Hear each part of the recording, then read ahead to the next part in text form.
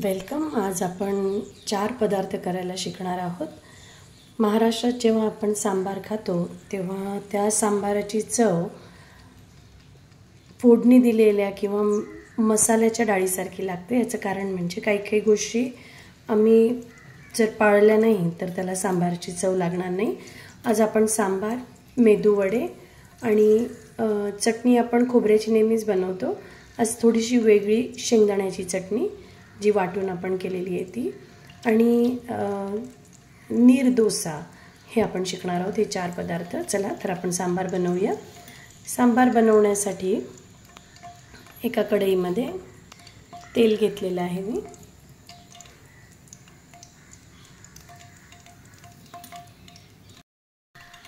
या तेलामध्ये सर्वप्रथम इथे हे वापरलेलं तेल आहे, त्याच्यामुळे त्याच्यात ते थोडेसे भज्याचे कण दिसतात।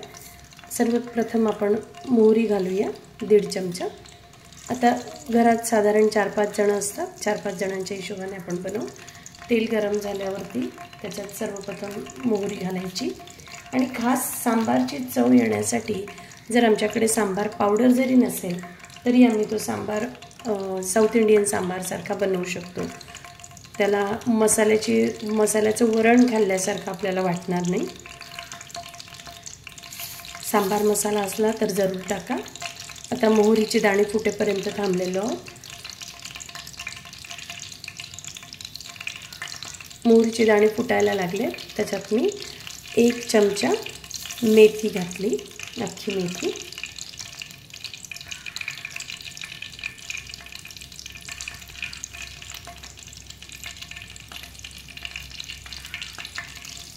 मेथीचे दाणे तळायला जास्त वेळ लागत नाही, मोहरीसारखे ते लवकर होतात।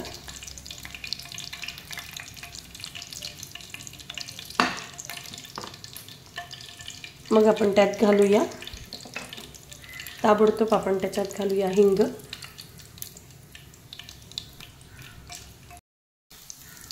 हिंग चांगला फ्राय झाला की त्याच्यात अगदी थोडा उभा चिरलेला कांदा, आपल्या कांद्याचा जास्तीत जास्त भाग आणि कढीपत्ता। गॅस कमी करते।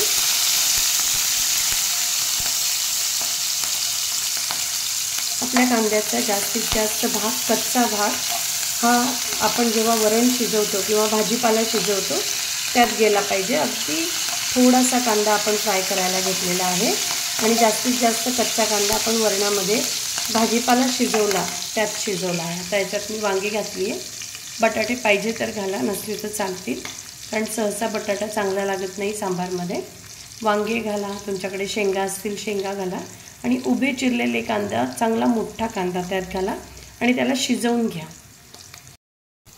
आता आमची फोडणी चांगली तयार झालेली आहे। त्यात आम्ही आता इकडचा गॅस बंद करू, ज्यामध्ये आम्ही भाजीपाला वगैरे आणि यात कोथिंबीर, कांदा भरपूर घातलेला आहे आणि लाल मिरचीची पावडर, गरम मसाला थोडासा, मीठ, हळद हे घालायचे आणि यातच शिजतानाच भरपूर असा कोरिएंडर पावडर म्हणजे धणेपूड घालायची। जितकी धणेपूड जास्त तितका तुमचा सांबार टेस्टी लागेल।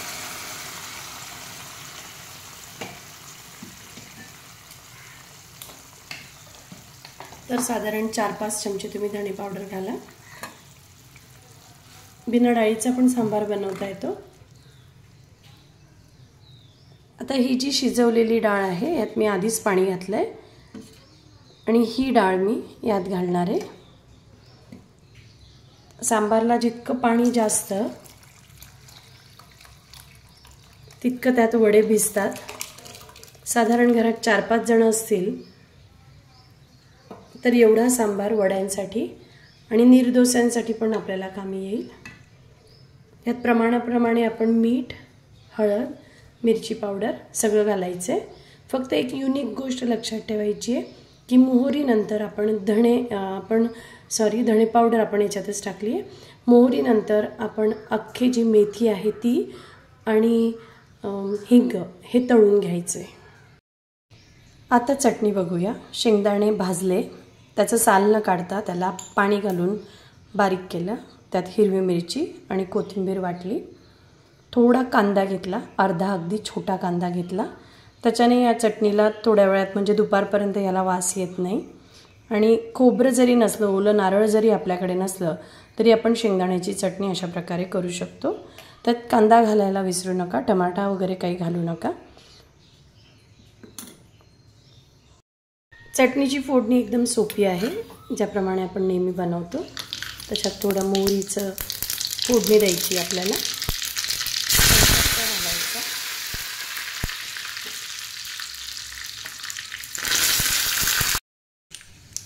फोडणी पूर्ण होत आली, तडका झाला की ज्याप्रमाणे आपण दाल फ्रायसाठी लाल मिरची, अख्खी लाल मिरची, खडी मिरचीचा तडका देतो तशी खडी मिरची याच्यात घालायची आणि त्याला त्या गरम तेलात होऊ द्यायचं आहे, म्हणजे जास्त ती काळी होत नाही.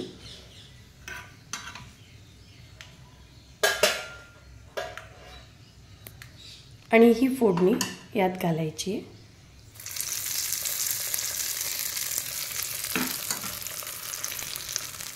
यात आपण वाटताना मीठ ऑलरेडी घातलं होतं.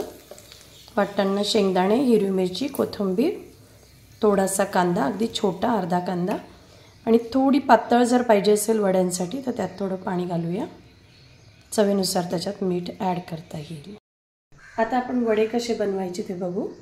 वडे बनवताना पाण्यात आधी हात भिजवायचा आणि ही जी वाटलेली डाळ आहे यात मी थोडं कोथिंबीर चिरून घातला आहे.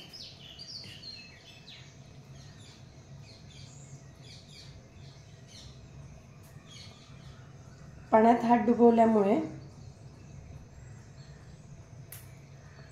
ते वडे चिटकणार नाहीत आणि अलगद असे त्याला खाली सोडता येतील. प्रत्येक वेळेला जेव्हा आपण वडा बनवतो प्रत्येक वेळेस पाण्यात हात डुबवायचा आहे आणि अंगठ्याने त्याच्या आतमध्ये असं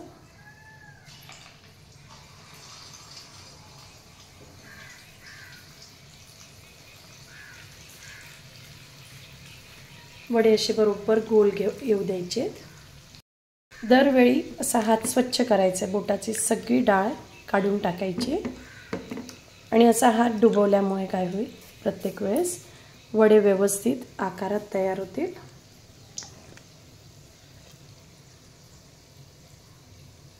आणि ते तुटणार पण नाहीत. यात सोडा बिलकुल घालायचा नाही आहे.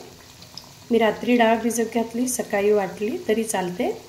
कोथिंबीर, हिरवी मिरची जर घालायची नसेल वडे बनवताना तर अख्खी काळी मिरी याच्यात घालायची. फक्त सोडा घालू नका, मीठ चवीनुसार घाला. असे आपले मेदू वडे तयार झाले. त्याच्यासोबत चटणी आणि सांबार आपण खाऊ शकता. थँक्यू. निर्दोस्यासाठी 3 ग्लास छोटे ग्लास तांदूळ मी भिजत घातले जास्त पाणी घेऊन. आणि वाटताना समजा आपण एवढं घेतलं वाटायला, एवढे तांदूळ, आणि त्याच्यात थोडं पाणी घेऊन असं वाटण करून घ्यायचं आहे. आणि याच्यात पाणी वाढवतच जायचं आहे. थोडं पाणी वाढवायचं आणि वाटत राहायचं. हे पातळ वाटून घ्यायचं. तांदूळ जास्त वेळ भिजवायचे नाही. याच्यात उडदाची डाळ पण घालायची नाही. हे डोसे एकदम मऊ होतात. कसे करायचे ते बघू आपण. हे डोसे बनवताना असा तवा गरम केलेला आहे. निर्डोसेमध्ये पाणी जास्त असतं फक्त, बाकी काही फरक नाही. आणि उडदाची डाळ नसते. हे जे वाटण आपण केलं आहे भरपूर पाणी घालून, त्याच्यात नंतरही मी पाणी आणि मीठ घातलं आहे. आता हे तव्यावरती असं टाकायचं.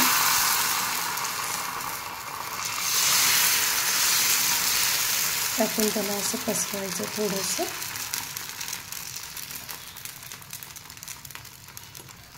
फ्लेम एकदम कमी ठेवू नका.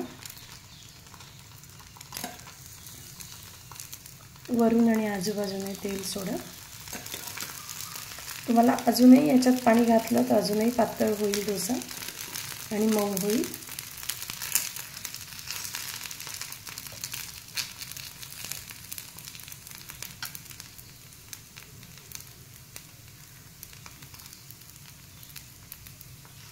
हा डोसा सहसा चिटकत नाही.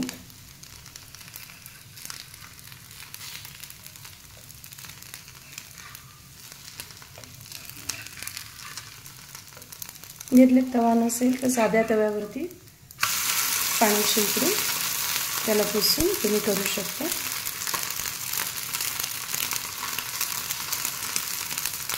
त्याला जास्त लाल करायचा नाही, तो पांढराच असला तरी चालतो. आणि या ठिकाणी तुम्ही पाहू शकता एकदम मऊ आणि लुसलुशीत असा हा डोसा होतो. फक्त काठाला मी थोडा त्याला कडक केला आहे, पातळ केला आहे, परंतु एकदम मऊ हा डोसा राहतो.